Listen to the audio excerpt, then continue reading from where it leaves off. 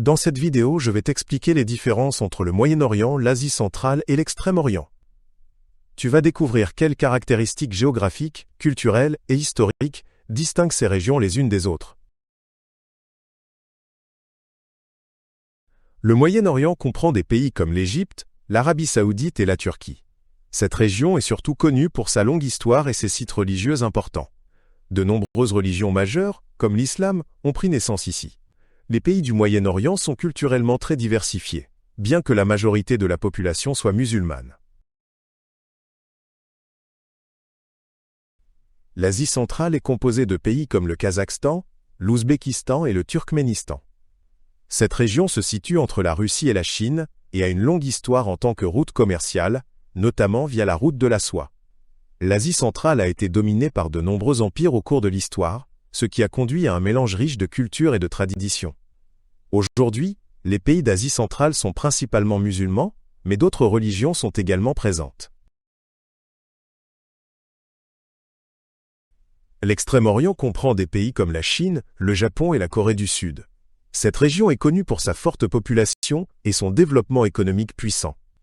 La Chine, en tant que pays le plus peuplé du monde, joue un rôle central dans la région. Culturellement, l'Extrême-Orient est marqué par de vieilles traditions comme le confucianisme et le bouddhisme.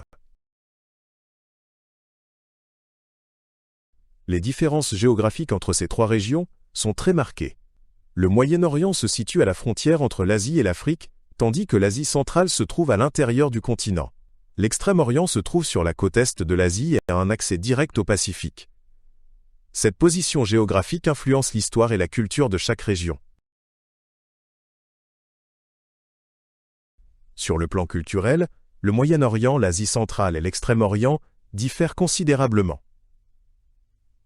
Le Moyen-Orient est connu pour ses traditions religieuses, en particulier l'islam. L'Asie centrale présente un mélange de cultures variées, influencées par la Russie et la Perse.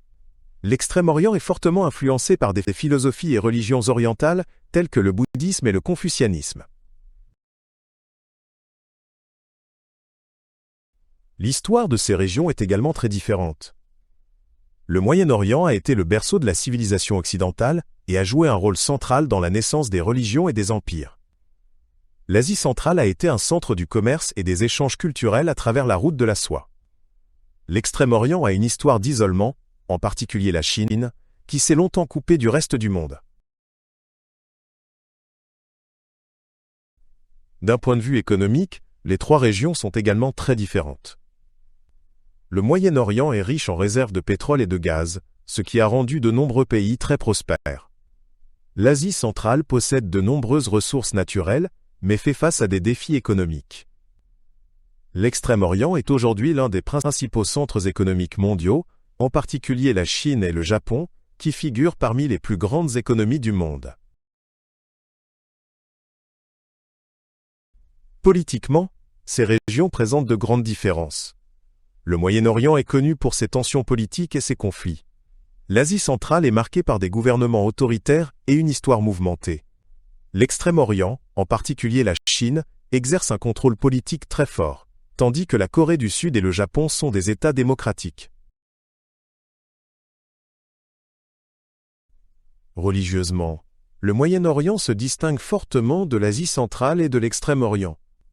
L'islam domine au Moyen-Orient, tandis que l'Asie centrale est principalement musulmane, mais abrite également des groupes chrétiens et d'autres religions. L'Extrême-Orient connaît une grande diversité religieuse, avec le bouddhisme et le confucianisme comme principales religions, bien que l'islam joue également un rôle dans certaines régions.